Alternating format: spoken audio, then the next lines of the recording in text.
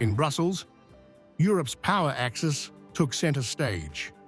German Chancellor Friedrich Merz and French President Emmanuel Macron shaped a decisive shift in EU war strategy, locking in long-term funding for Ukraine while navigating internal resistance. Europe has understood the message. Europe has demonstrated its sovereignty. We are standing up against the biggest security policy threat with determination in Europe, the Russian aggression that has long gone beyond the aggression against Ukraine.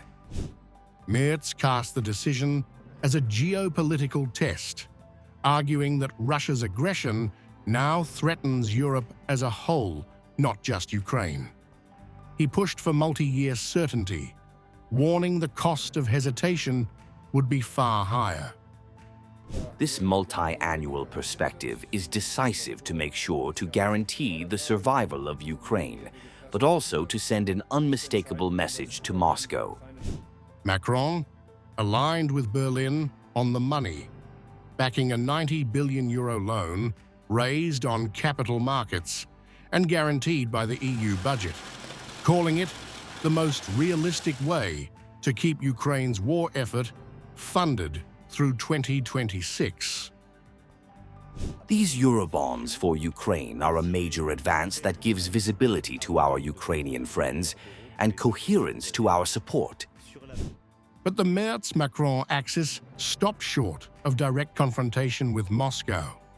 Plans to use frozen Russian assets were iced after legal and political objections, leaving the funds immobilized but untouched. And these assets will only be released once an agreement has been reached with Russia regarding compensation for Ukraine. On trade, the partnership fractured. Merz pushed to finalize the Mercosur deal as a stand against global protectionism, while Macron refused to move forward, citing unmet conditions and domestic pressure.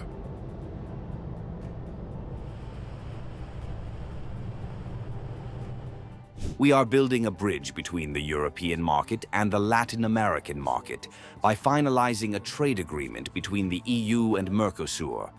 This creates the world's largest free trade area with fair rules and on an equal footing.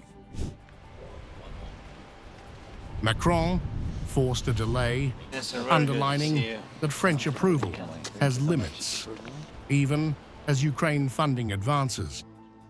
The split exposed how Europe's two strongest leaders can drive policy forward and stall it just as quickly.